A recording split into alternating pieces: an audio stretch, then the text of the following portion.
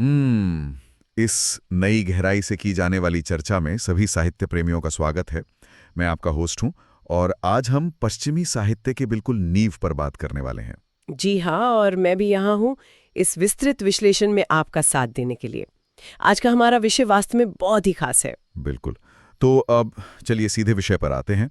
कल्पना कीजिए कि कोई दर्शक किसी सिनेमा घर में पहुंचता है। अच्छा। हाँ, और फिल्म का पहला हाफ खत्म हो चुका है, इंटरवल होने ही वाला है और स्क्रीन पर सीधे एक भीषण युद्ध का दृश्य चल रहा है। कहानी की शुरुआत कैसे हुई, किरदार कौन है, इसके बारे में कोई पृष्ठभूमि नहीं दी जाती। हाँ, ये तो एकदम से बीच में छलांग लगाने वाली बात हो गई। बिल्कुल। और स्क्रीन पर जो तथाकथित नायक है वो कोई आदर्श मसीहा नहीं है, बल्कि वो एक बेहद क्रोधी, अहंकार से भरा हुआ इंसान है जो अपनी ही सेना को मरने के लिए छोड़कर अपने तंबू में बैठा है। ये सच में एक पारंपरिक नायक की छवि से बहुत अलग है। अक्सर जब हम किसी ऐतिहासिक घटना या महान युद्ध की बात करते हैं तो दिमाग में एक बहुत ही स्पष्ट तस्वीर बनती है। एक तरफ अच्छे लोग, दूसरी तरफ बुरे लोग, सब कुछ एकदम ब्लैक एंड व्हाइट। हाँ, लेकिन जब बात दुनिया के सबसे महान महाकाव्यों में से एक की हो तो ये सरलता पूरी तरह से गायब हो जाती है। एकदम सही।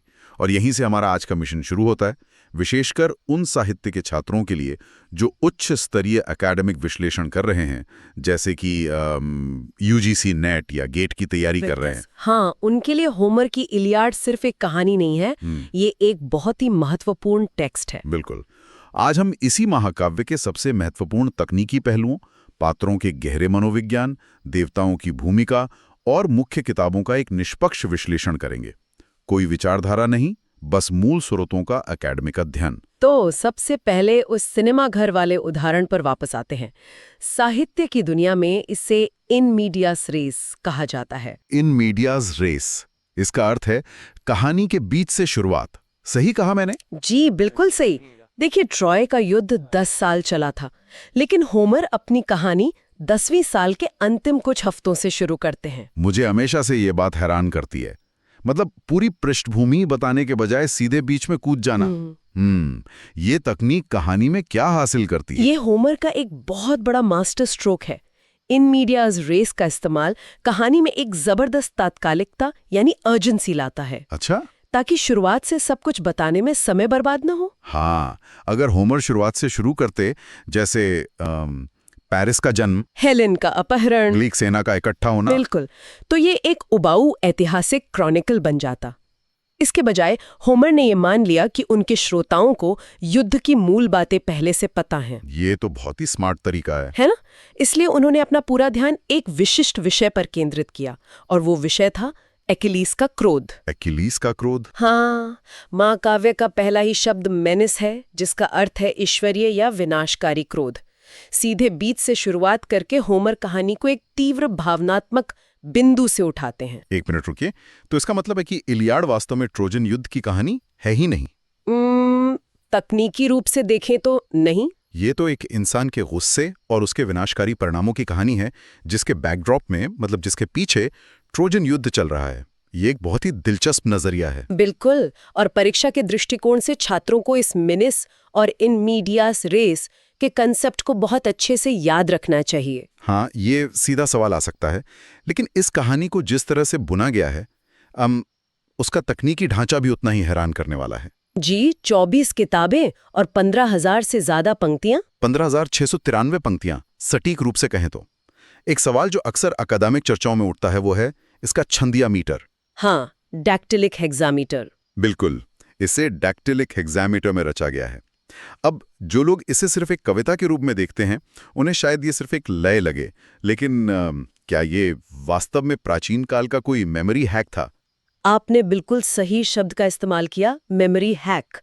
ये समझना बहुत जरूरी है कि 8वीं शताब्दी ईसा पूर्व में कोई किताबें या प्रिंटिंग प्रेस तो थे नहीं। हाँ, वो ओरल ट्रेडिशन यानी मौखिक परंपरा का युग था। एकदम सही। जो बार्ड्स या कवि इन कहानियों को गाकर सुनाते थे, उन्हें ये 15,000 से ज्यादा पंक्तियां याद रखनी होती थी। बाप रे, 15,000 पंक्तियां याद रखना। हाँ, और यही डैक्टिलिक हेक्सामीटर काम आता है। ये एक विशिष्ट संगीतमय लय प्रदान करता है। हर पंक्ति में 6 ताल या बीट्स होते हैं, जो एक लंबी ध्वनि और 2 छोटी ध्वनियों से मिलकर बनते हैं। बिल्कुल डमडड़ा की तरह। ये लय कवि को कहानी को याद रखने और गाते समय प्रवाह बनाए रखने में मदद करती थी। और यहीं पर उन प्रसिद्ध होमेरिक उपमाओं और विशेषणों का खेल शुरू होता है ना, जिन्हें होमेरिक सिमिलीज और एपिथेट्स कहते हैं। जी हाँ, बिल्कुल। जैसे कहानी में बार बार आता है तेज पैरों वाला इक्लीज या गुलाबी उंगलियों वाली सुबह। हाँ, स्विफ्ट फुटेड अकिलीज और रोजी फिंगर्ड डॉन। पहले मुझे लगता था कि होमर को बस शब्दों को दोहराने का शौक था, लेकिन अगर हम इसे मौखिक परंपरा के चश्मे से देखें तो ये वास्तव में फॉर्मूला शब्द हैं। आपने बिल्कुल सही पकड़ा। ये विशेषण केवल सजावट के लिए नहीं थे। तो इनका असली काम क्या था? देखिए, जब कोई कवि दर्शकों के सामने लाइव गा रहा होता था तो ये फॉर्मूला वाक्यांश उसे अगली पंक्ति सोचने के लिए कुछ सेकंड का समय देते थे। अरे वाह, मतलब बिना मीटर या लय को तोड़े वो सोच सकता था कि आगे क्या गाना है। बिल्कुल, ये एक बेहद परिष्कृत प्रणाली थी। इसके अलावा होमेरिक उपमाएं भी बहुत महत्वपूर्ण हैं। जहां युद्ध के दृश्यों की तुलना की जाती है। हाँ, जहां युद्ध के किसी खौफनाक दृश्य की तुलना किसी प्राकृतिक घटना से की जाती है, जैसे शेर के शिकार या भयंकर तूफान से। अच्छा, इससे क्या होता था? इससे श्रोताओं को कहानी का दृश्य अपने दिमाग में चित्रित करने में मदद मिलती थी। यह उनकी दुनिया का एक तरह का वर्चुअल रियलिटी अनुभव था। ये तकनीक सच में अद्भुत है।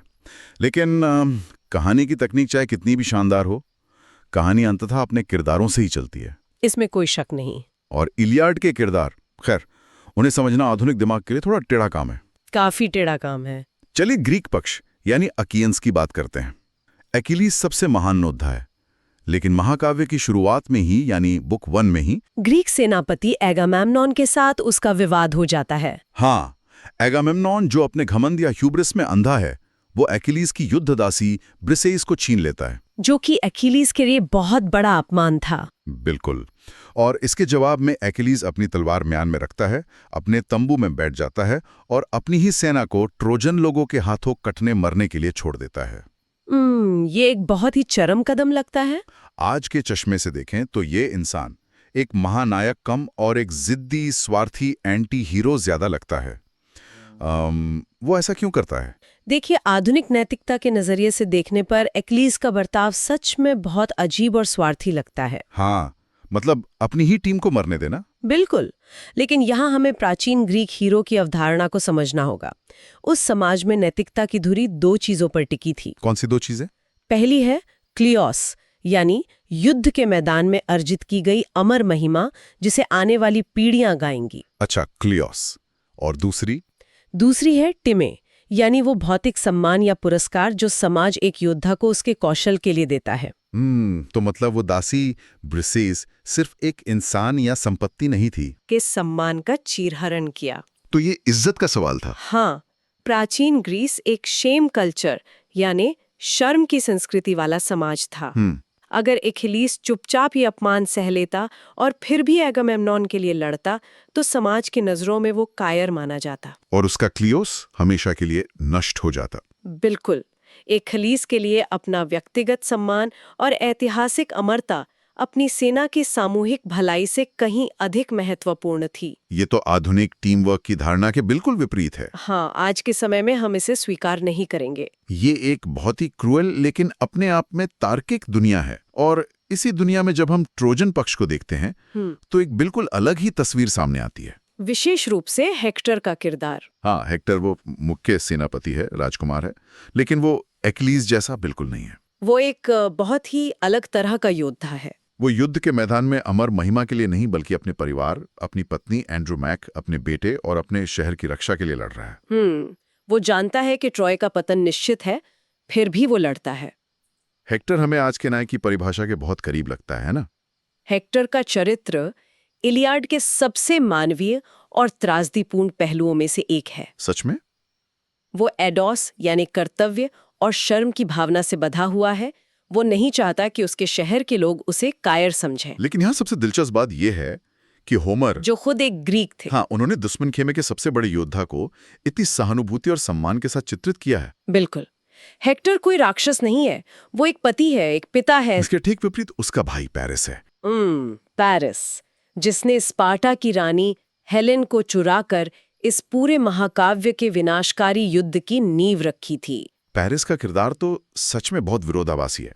मतलब वो युद्ध शुरू करवाता है, लेकिन जब लड़ने की बारी आती है तो वो युद्ध के मैदान से भागने की कोशिश करता है। हाँ, वो एक बहुत ही कायर चरित्र के रूप में उभरता है। एक दृश्य में तो ग्रीक राजा मेनोलॉस उसे लगभग मार ही चुका होता है। लेकिन तभी अचानक देवी एफ्रोडाइट प्रकट होती हैं। हाँ, देवी एफ्रोडाइट पेरिस को एक जादुई धुंध पे लपेटती हैं और उसे सीधे उसके आरामदायक शयन कक्ष में पहुंचा देती हैं। और यहीं से ये कहानी एक बिल्कुल नए और रहस्यमयी आयाम में प्रवेश करती है। देवताओं की भूमिका। जी, यहाँ आकर ये बात सच में बहुत दिलचस्प हो जाती है। ये देवता किसी उच्च पारलौकिक शक्ति की तरह व्यवहार नहीं करते। बिल्कुल नहीं। वे तो किसी शतरंज के खिलाड़ियों की तरह हैं, जो आपस में लड़ रहे हैं और इंसानों को प्यादों की तरह इस्तेमाल कर रहे हैं। ये महत्वपूर्ण अकादमिक पहलू है। हाँ, परीक्षाओं के लिए भी। बिल्कुल। परीक्षाओं में अक्सर सीधे सवाल आते हैं कि कौन सा देवता किस पक्ष में था। छात्रों को ये याद रखना चाहिए। तो चलिए इसे स्पष्ट कर देते हैं। ग्रीस के समर्थक देवताओं में अथीना, हेरा और समुद्र के देवता पोसाइडन शामिल थे। ठीक है, अथीना, हेरा और पोसाइडन ग्रीस के साथ। और दूसरी तरफ ट्रॉय के समर्थक देवताओं में अपोलो, एफ्रोडाइट और युद्ध के देवता एरेस थे। देवताओं के इस विभाजन के पीछे की राजनीति को समझना बहुत जरूरी है। हाँ, और वो राजनीति जजमेंट ऑफ पेरिस से शुरू होती है। जहां पेरिस को यह तय करना था कि हेरा, अथीना और एफ्रोडाइट में से सबसे सुंदर कौन है। जी, एफ्रोडाइट ने उसे दुनिया की सबसे सुंदर महिला यानी हेलेन देने का लालच दिया। और पेरिस ने उसे चुन लिया। इसी वजह से हेरा और अथीना ट्रॉय के खून की प्यासी हो गईं। बिल्कुल। लेकिन मुझे जो बात सबसे ज्यादा हैरान करती है वो है इन देवताओं का एंथ्रोपोमॉर्फिज्म। इंसानों की तरह व्यवहार करना। हाँ, होमर के देवता पूरी तरह से मानवीय भावनाओं के शिकार हैं। वे अमर जरूर हैं, लेकिन वे क्रोधित होते हैं, ईर्ष्या करते हैं, एक दूसरे से झूठ भी बोलते हैं और यहाँ तक कि युद्ध के मैदान में शारीरिक रूप से घायल भी होते हैं। क्या बात कर रहे हैं, घायल भी होते हैं? हाँ, जैसे बुक 5 में डायोमीडीज नाम का एक ग्रीक योद्धा एफ्रोडाइट को भाला मारकर घायल कर देता है। एक इंसान ने एक देवी को घायल कर दिया। बिल्कुल, और वो रोती हुई माउंट ओलिम्पस भाग जाती है।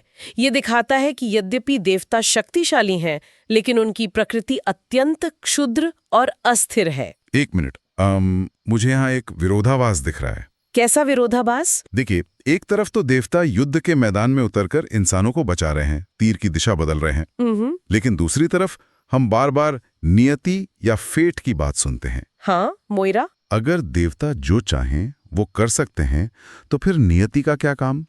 और अगर सब कुछ नियति द्वारा पहले से तय है, तो इंसानों की फ्री विल या स्वतंत्र इच्छा का क्या मतलब रह जाता है? ये बहुत ही गहरा सवाल है और महाकाव्य के सबसे जटिल दार्शनिक विषयों में से एक है। अच्छा, इसे थोड़ा विस्तार से समझाएं।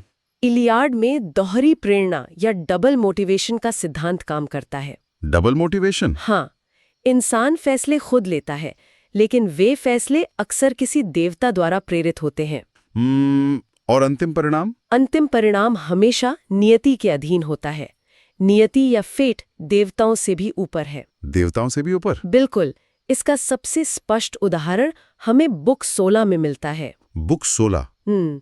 ये वही किताब है जहां कहानी में सबसे बड़ा भूचाल आता है। जी हाँ। जहां पेट्रोक्लस की मृत्यु होती है। हाँ। बुक 16 में ट्रोजन सेना ग्रीक जहाजों तक पहुंच जाती है और उन्हें आग लगाने लगती है। और अकेलीस अभी भी लड़ने को तैयार नहीं है? बिल्कुल नहीं। तब उसका सबसे प्रिय मित्र पेट्रोक्लस अकेलीस का कवच पहनकर युद्ध में जाता है, ताकि ट्रोजन सेना को डरा सके। हाँ, और इसी युद्ध के दौरान देवताओं का राजा ज़्यूस आकाश से नीचे देखता है। और वो क्या देखता है? वो देखता है कि उसका अपना नश्वर पुत्र सार्पेडन, जो ट्रॉय की तरफ से लड़ रहा है, मरने वाला है। ओहो। ज़्यूस चाहता है कि वो उसे युद्ध के मैदान से जादुई तरीके से उठा ले और बचा ले।